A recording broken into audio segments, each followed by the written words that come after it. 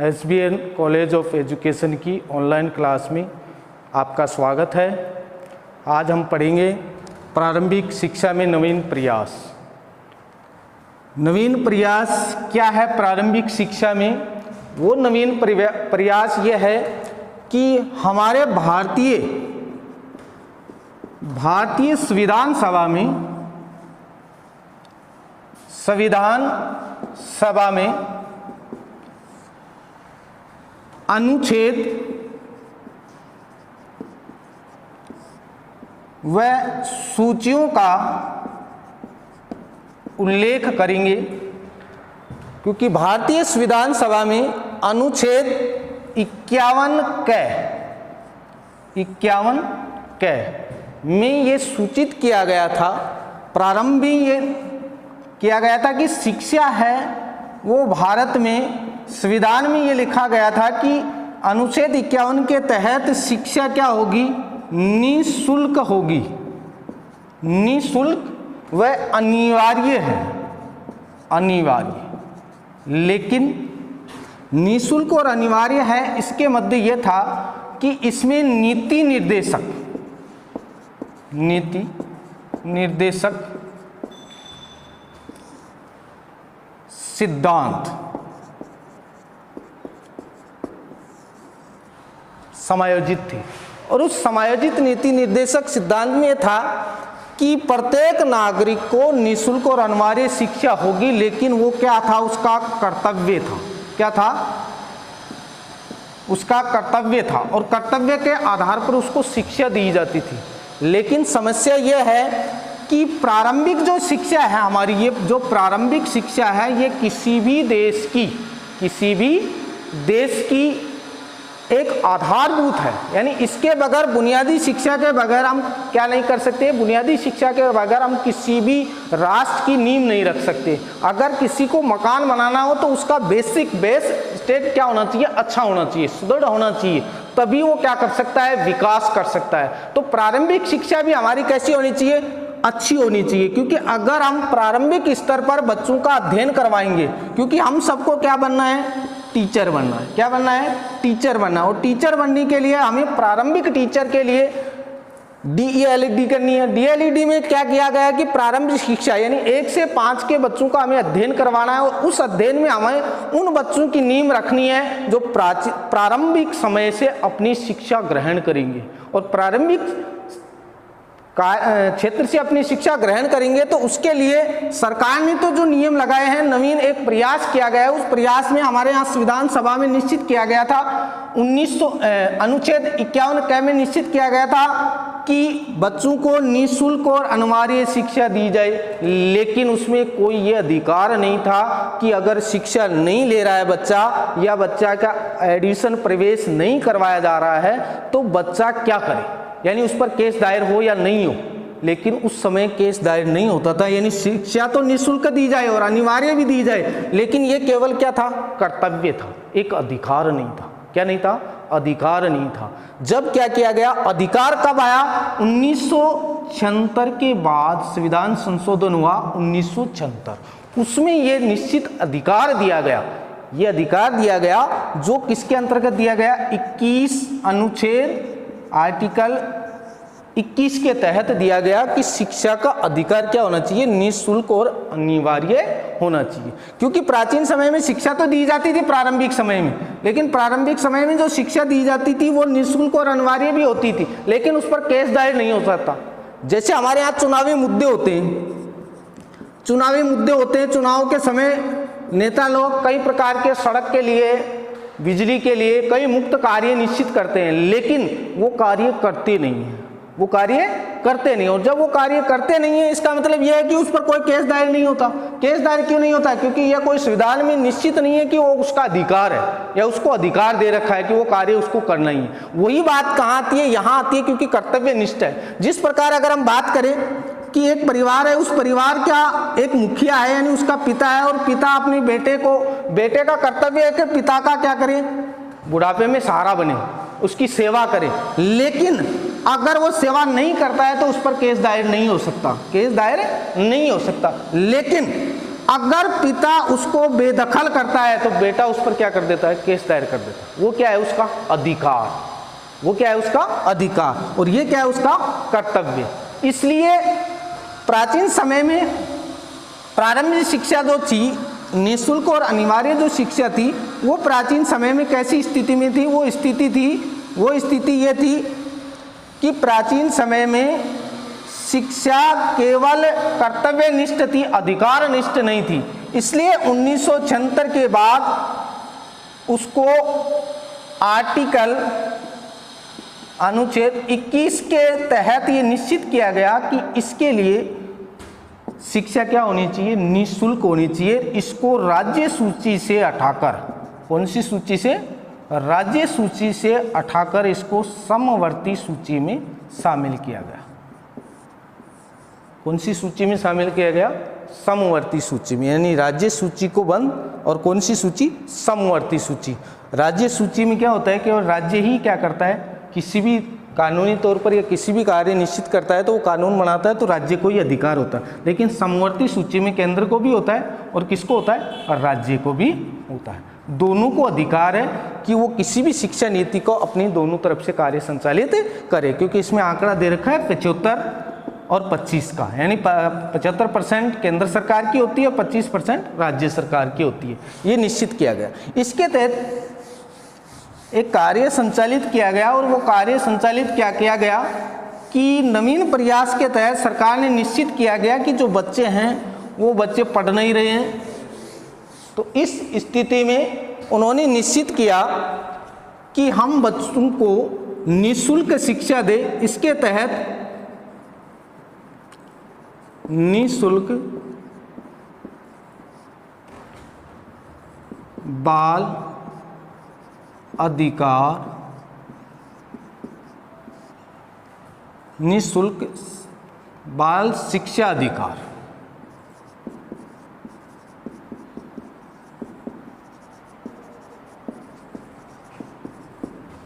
अधिनियम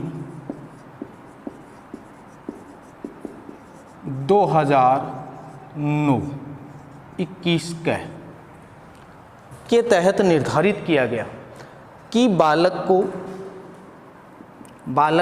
निःशुल्क और अनिवार्य रूप से शिक्षा दी जाए। किस रूप से, अनिवार्य रूप से शिक्षा दी जाए, जिससे बालक क्या हो सके, अध्ययन कर सके। और उसमें निश्चित किया गया था कि प्रारंभिक शिक्षा जो 1976 से पहले था, उसमें भी ये निश्चित किया गया था कि बालक 10 वर्ष या 14 वर्ष तक का बालक निःशुल्क शिक्षा ग्रहण कर सकता है। निःशुल्क क्या कर सकता है, शिक्षा ग्रहण कर सकता है। लेकिन समस्या क्या आती है, समस्या आती है कि 10 वर्ष और 14 वर्ष के बालक को निःशुल्क शिक्षा तो सरकार दे रही है, लेकिन वो सरकार वो बच्चा एजुकेशन ले रहा है या नहीं ले रहा है, वो उसके ऊपर थी। अगर ले रहा है तो सही है, नहीं ले रहा है तो सही है, यानी इसकी तरफ कोई विशेष ध्यान नहीं दिया गया। लेकिन किसी भी देश की समर्थ शक्ति यानी वास्तविक जो है, अगर कोई नींव किसी पर रखी जाती है तो वर्तमान में वो होती है प्रारंभिक शिक्षा। यानी प्रारंभिक शिक्षा बहुत जरूरी है, और प्रारंभिक शिक्षा सदृढ़ होना यानी कठोर होना अपने आप में जरूरी है। तो इसके लिए 1976 के अधिनियम के अनुच्छेद 21 में निःशुल्क बाल शिक्षा का अधिकार अधिनियम 2009 लाया गया, जिसके 7 खंड थे, 7 अध्याय और 8 खंड थे। 7 अध्याय और कितने खंड थे, 8 खंड थे। और उसमें यह निश्चित किया गया कि बालक को 6 वर्ष या 6 वर्ष व 14 वर्ष तक के बालक को शिक्षा का अधिकार है, शिक्षा का अधिकार है। यानी वो वास्तविक रूप में क्या कर सकता है, बालक 6 वर्ष का है या 6 वर्ष से अधिक का है, तो उसको अनिवार्य रूप से क्या है, शिक्षा का अधिकार है, न कि कर्तव्य है, न कि कर्तव्य है, उसको अधिकार है। और वो अधिकार कौन सा है? मौलिक अधिकार। कौन सा अधिकार है? मौलिक अधिकार, न कि मौलिक कर्तव्य है। मौलिक कर्तव्य, कर्तव्य तो वो आपका आदर करे या ना करे, लेकिन अधिकार ये है मौलिक अधिकार की मौलिक अधिकारों में उसको करना ही पड़ेगा। ठीक है, तो इसलिए बालक के लिए उसने क्या कर दिया कि 6 वर्ष या 6 वर्ष से अधिक आयु का 14 वर्ष तक के बालक बालिकाओं को क्या देना चाहिए? शिक्षा अनिवार्य रूप से देनी चाहिए। ये उनका क्या है? मौलिक अधिकार है। मौलिक अधिकार का मतलब होता है मूल रूप से प्राप्त है। कोई भी बच्चा हो उसको मौलिक रूप से, मूल रूप से अधिकार प्राप्त है कि उसको 6 वर्ष या 14 वर्ष तक के बालक को अनिवार्य रूप से शिक्षा दी जानी चाहिए। तो इसके लिए 7 अध्याय और 8 खंड बताए। 7 अध्याय में पहला अध्याय उन्होंने बताया प्रस्ताव।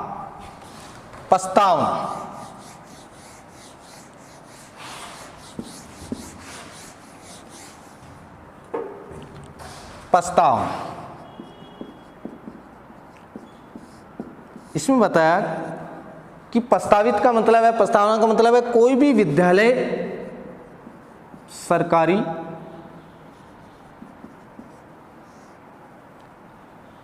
गैर सरकारी,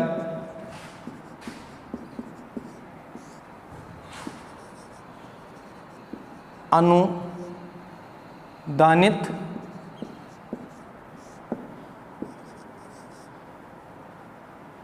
केंद्रीय, निजी,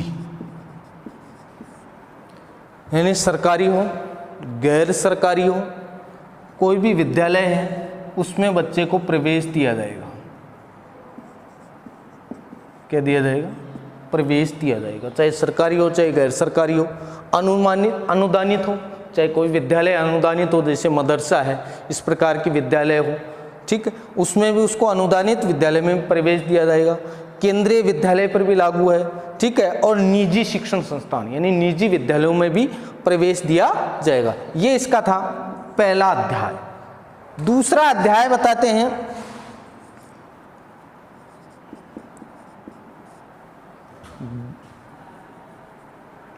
निःशुल्क बाल अधिकार।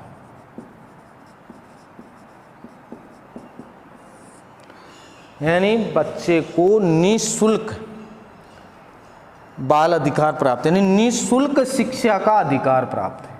किसका अधिकार प्राप्त है? निःशुल्क। अगर बच्चा, इसमें बताया गया है कि अगर बच्चा 6 वर्ष का है या 6 वर्ष से अधिक का है, 8 वर्ष का है, 10 वर्ष का है, तो उसको तीसरी कक्षा में एडमिशन दिया जाए, प्रवेश दिया जाए तीसरी कक्षा में।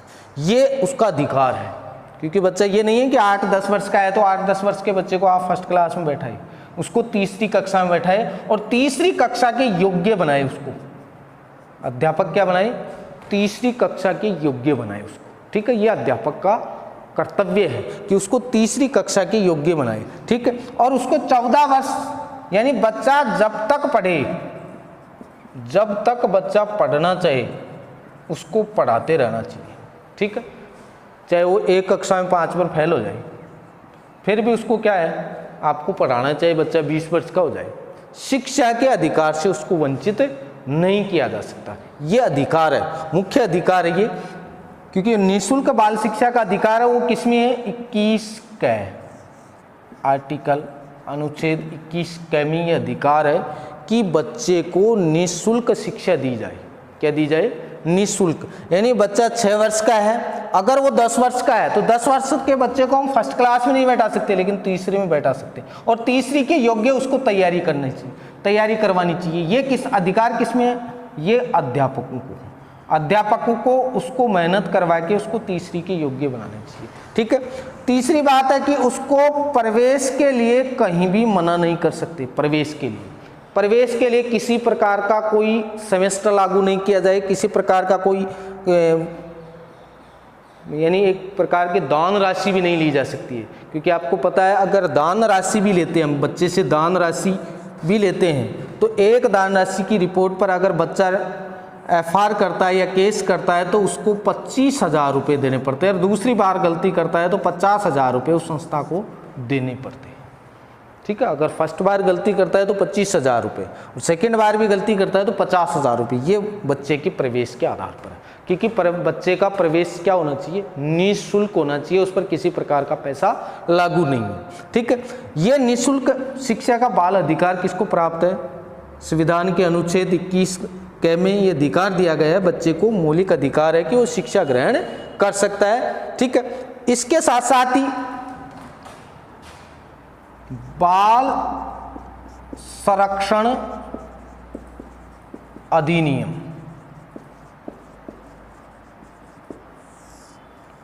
बाल संरक्षण अधिनियम यानी बालक का संरक्षण करना जरूरी है, यानी निःशुल्क शिक्षा तो देना ही देना है, बाल संरक्षण करना जरूरी है, यानी बालक का हमें पूरी तरीके से ध्यान रखना जरूरी है। ठीक है। बालक को किसी प्रकार का दंड नहीं दे सकते, बालक को किसी प्रकार का क्या नहीं दे सकते, दंड नहीं दे सकते, किसी प्रकार का दान नहीं ले सकते, किसी प्रकार से भी उनसे पैसे वसूल नहीं कर सकते, क्योंकि ये बाल संरक्षण अधिनियम। दूसरा है कि अगर बच्चा कोई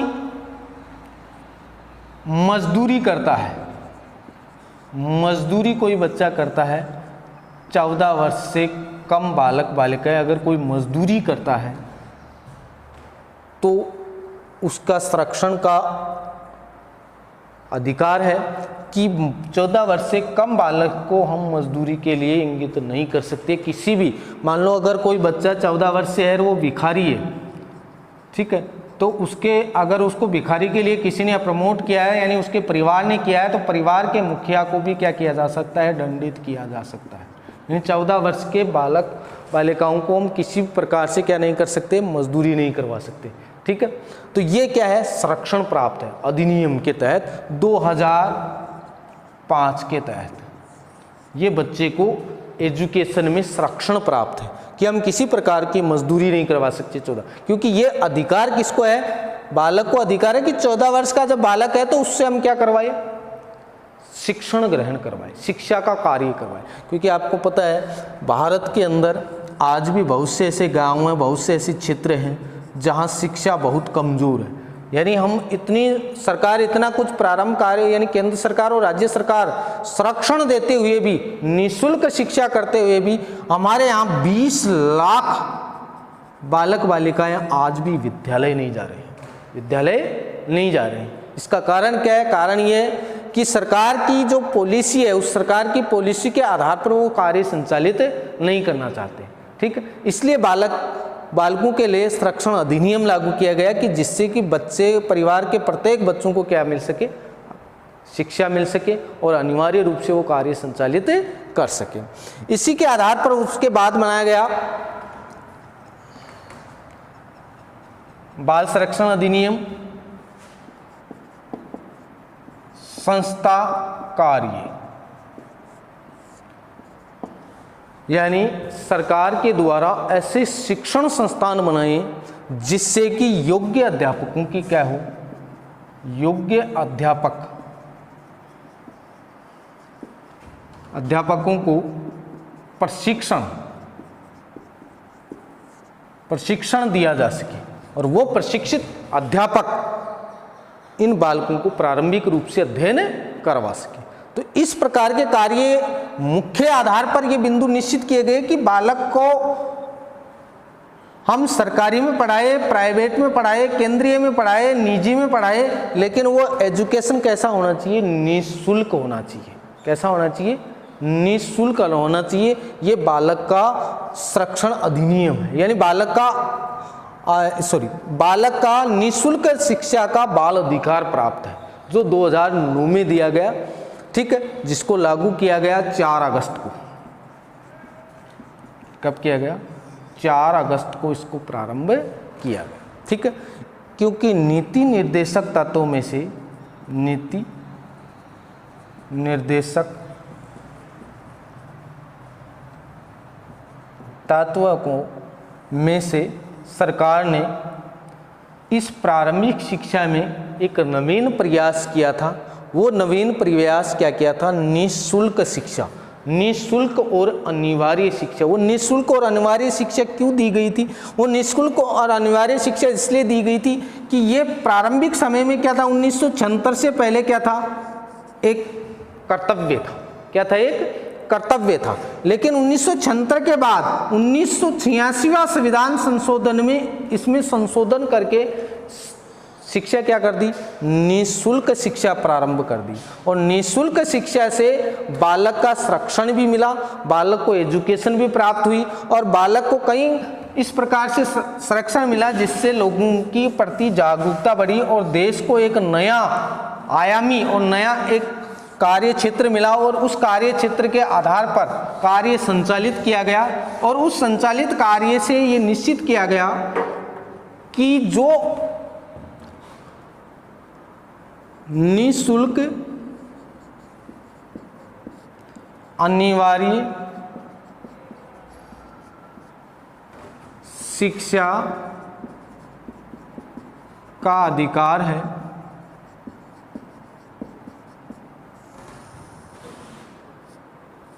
ये अधिकार 2009-21 के आर्टिकल 21 कै के तहत निर्धारित किया गया था, जो 51 कै का भाग है। किसका भाग है, 51 कै।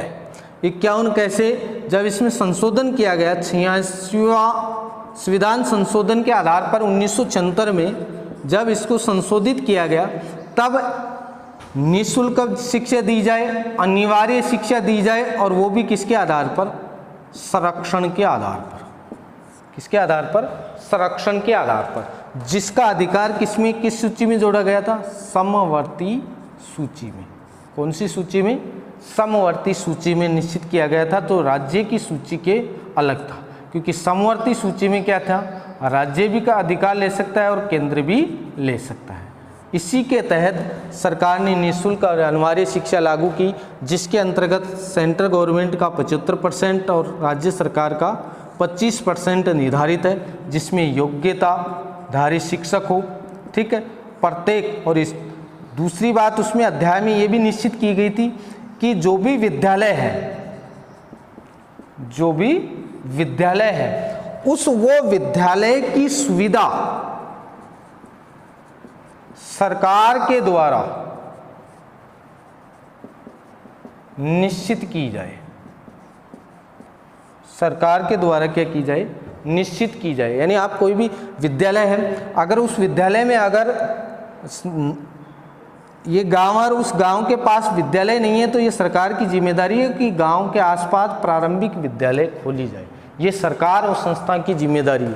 तो ये भी एक किसके आधार पर था, निःशुल्क शिक्षा के आधार पर था, ठीक है। इसके साथ साथ सरकार क्या करे, सरकार को सांस्कृतिक जागृति लानी चाहिए, ठीक है। इसके साथ साथ नए नवीन प्रयास करने चाहिए, जन संचार के साधन उपलब्ध होने चाहिए,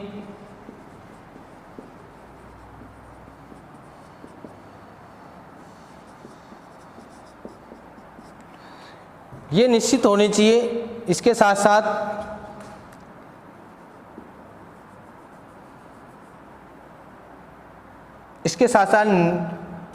बालक को संरक्षण प्रदान किया जाना चाहिए।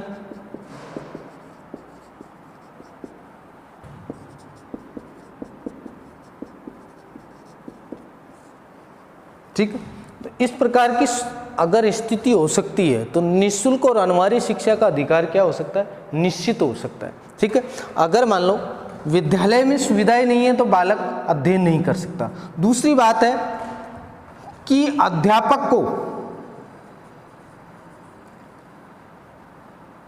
अध्यापक को पड़ोस के बच्चों के बारे में यह देखना है कि बिना शिक्षा यानी शिक्षा ग्रहण किए बगैर बच्चे कितने, ये निर्धारित करने का काम भी किसका है, अध्यापक का है, ठीक है, संस्था प्रधान का है। दूसरा कार्य क्या है कि जो भी संस्था प्रधान है, संस्था प्रधान का कार्य है कि बच्चे को प्रवेश के लिए किसी भी रूप में मना नहीं किया जा सकता, ठीक है। यानी संस्था प्रधान या संस्था सचिव, बच्चा अगर 8 साल का या 10 साल का है और वो तीसरी योग्य है तो उसको तीसरे में किया जाए, या मान लो कोई बच्चा गरीब है और बिल्कुल भी गरीब हो, आ नहीं सकता, फिर भी उस बच्चे को हम प्रवेश के लिए क्या नहीं कर सकते, ना नहीं कर सकते, क्योंकि ये संविधान संरक्षण अधिनियम के तहत है, ठीक है। तो इस आधार पर यह निश्चित किया गया है कि निःशुल्क अनिवार्य शिक्षा का अधिकार तो 2009 के तहत 7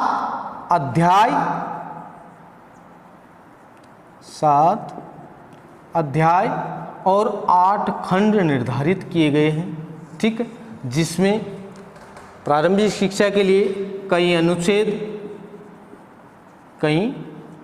अनुच्छेद निर्धारित किए गए हैं, भाग निर्धारित किए गए हैं, जिसमें क्या किया गया है, संशोधन किया गया है। और उस संशोधन के आधार पर यह निश्चित किया जाता है कि शिक्षा है वो निःशुल्क और अनिवार्य होनी चाहिए, और उसी खंड के आधार पर 7 अध्याय व 8 खंड के आधार पर बालक को प्रवेश दिया जाना चाहिए। और उसी प्रवेशता के आधार पर यह निश्चित किया गया कि बालक के संरक्षण योग्य, अगर संरक्षण योग्यताधारी शिक्षक और विद्यार्थी योग्य है तो उसको विद्यालय की सुविधा के अनुसार सरकार के द्वारा निश्चित समय में क्या दिया जाना चाहिए, प्रवेश दिया जाना चाहिए, तभी कार्य क्या हो सकता है, संचालित हो सकता है।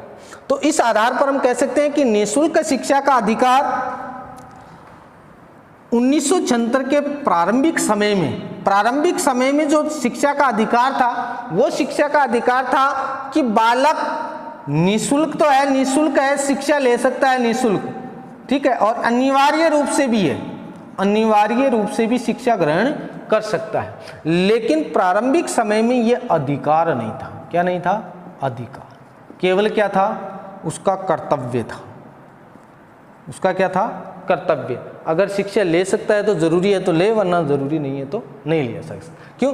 ठीक है, क्योंकि ऐसी कोई सुविधा ही नहीं थी जो आज 2009 यानी आर्टिकल 21 के तहत 2009 में जो अधिकार दिए गए, उस अधिकार में ये निश्चित किया गया कि बच्चे को निःशुल्क और अनिवार्य शिक्षा दी जाए। लेकिन 1976 से पहले इस प्रकार की शिक्षा पद्धति नहीं थी। यही शिक्षा में, प्रारंभिक शिक्षा में नवीन प्रयास किए गए थे। इसके आधार पर हम पढ़ रहे हैं बालक के नवीन बाल अधिकार, नए बाल अधिकार जो संयुक्त राष्ट्र संघ ने भी निश्चित किए हैं, ठीक है, और पूरे विश्व में लागू किए गए हैं, जिसमें यूनिसेफ इनका कार्य संचालित करती है, जिसके द्वारा आपके यहाँ मिड डे मील चलाए जाते हैं, ठीक है, मिड डे मील के द्वारा भी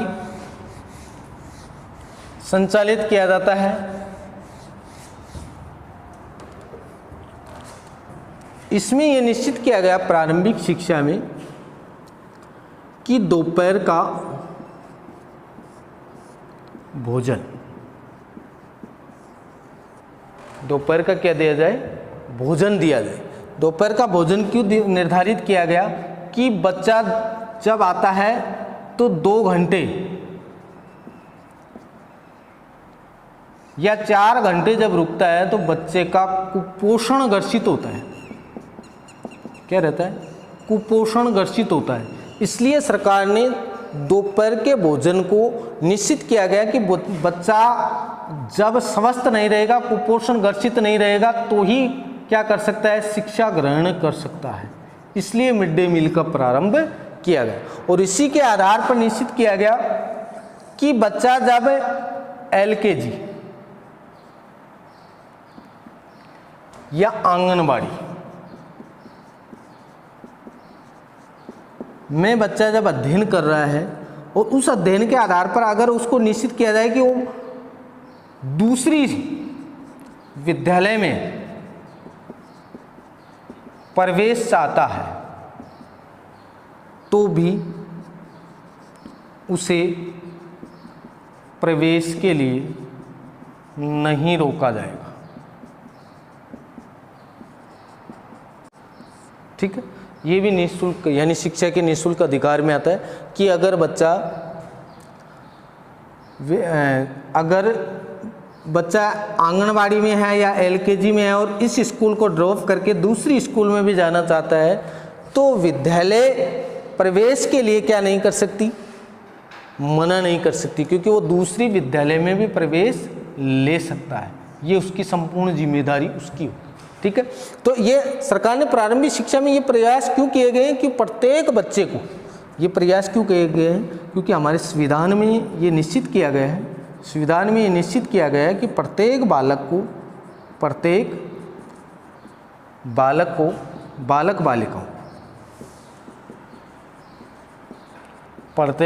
बालिकाओं को पूर्ण रूप से शिक्षा मिले। ठीक है, और देश का सुदृढ़ विकास हो। क्या हो? सुदृढ़ विकास। और जब विकास सुदृढ़ होगा तभी एक राष्ट्र का निर्माण होगा। राष्ट्र का क्या होगा? निर्माण होगा। क्यों? क्योंकि इस शिक्षा में ये खाना, ये मिड डे मील क्यों प्रारंभ किया गया? क्योंकि शिक्षा में वातावरण जरूरी है। क्या जरूरी है? वातावरण। और क्योंकि बिना वातावरण से एजुकेशन प्राप्त नहीं की जा सकती। यानी एजुकेशन प्राप्त कैसे नहीं होगी? क्योंकि वातावरण अच्छा नहीं होगा तो एजुकेशन प्राप्त नहीं होगी। इसके लिए मिड डे मील प्रारंभ कर रहे हैं। एलकेजी का बच्चा है, एलकेजी आंगनवाड़ी का बच्चा है, अगर वो आंगनवाड़ी उसकी पूर्ण हो गई और उस विद्यालय में प्रवेश न लेकर दूसरी विद्यालय में प्रवेश लेना चाहता है तो इसके लिए भी हम संस्था प्रधान के द्वारा मना नहीं किया जा सकता, क्योंकि वो दूसरी विद्यालय में प्रवेश ले सकता है। ठीक है, और संविधान में ये निश्चित किया गया कि प्रत्येक बालक बालिकाओं को पूर्ण शिक्षा मिले, जिससे कि देश सुदृढ़ हो, उसका विकास हो और एक राष्ट्र का निर्माण। क्योंकि एक सभ्य नागरिक का विकास किसके द्वारा संभव है? शिक्षा के द्वारा संभव है। और शिक्षा के द्वारा संभव है तभी उसका मूल्यांकन किया गया। और जब मूल्यांकन किया गया तो 1976 के बाद जो शिक्षा प्रारंभ की गई वो शिक्षा यही आई कि बालक का क्या हो सकता है? विकास किया जाए। और वो विकास किससे किया जाए? शिक्षा के माध्यम से किया जाए। और वो शिक्षा कैसी होनी चाहिए? निःशुल्क होनी चाहिए और अनिवार्य रूप से होनी चाहिए। निःशुल्क और अनिवार्य रूप से होनी चाहिए। ठीक है, इस प्रकार की संरचना होनी चाहिए, तभी हमारी प्रारंभिक शिक्षा क्या की जा सकती है? नवीन प्रयास किए जा सकते हैं। ठीक है, तो ये आपका प्रारंभिक समय था।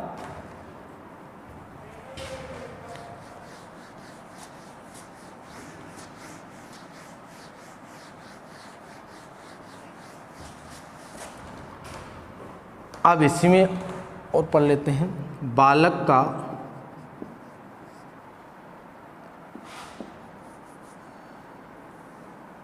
बाल संरक्षण अधिनियम,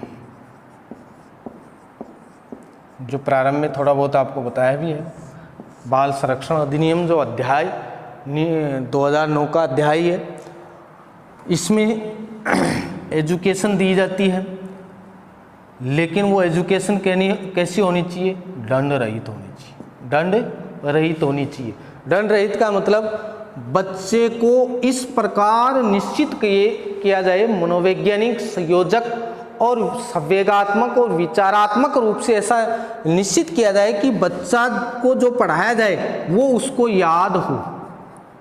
ठीक है, किसी प्रकार का मानसिक प्रेशर ना होकर, मानसिक दबाव न करके उसको क्या दी जानी चाहिए? शिक्षा दी जानी चाहिए। अगर बच्चे का मानसिक प्रेषित होगा तो बच्चे का संरक्षण संभव नहीं है, क्योंकि निःशुल्क शिक्षा अधिनियम में ये निश्चित किया गया है कि हम किसी भी बालक को क्या नहीं दे सकते, दंड नहीं दे सकते, क्रोध नहीं कर सकते, किसी बालक पर क्या नहीं कर सकते, हम क्रोध नहीं कर सकते। तो मानसिक दबाव के, बिना मानसिक दबाव के बच्चे को क्या देना चाहिए, संरक्षण देना चाहिए। ठीक है, इसके साथ साथ बच्चे पर दान या मूल्य किसी भी प्रकार का दे नहीं होगा। यानी बच्चा जब एजुकेशन प्राप्त करता है तो उस पर किसी प्रकार का दान या मूल्य या किसी प्रकार की रकम नहीं ली जानी चाहिए, क्योंकि ये निश्चित किया गया है कि अगर बच्चा इसके प्रति सूचित करता है तो आपको पहले बता दिया था 25,000 से 50,000 रुपये तक क्या दी जा सकती है, दंड दिया जा सकता है। ठीक है, ये दंड निश्चित है। इस आधार पर बाल संरक्षण अधिनियम पारित किया गया 2009 में। तो ये सब मानसिक दबाव के कारण विकसित होता है। ये प्रारंभिक शिक्षा में नवीन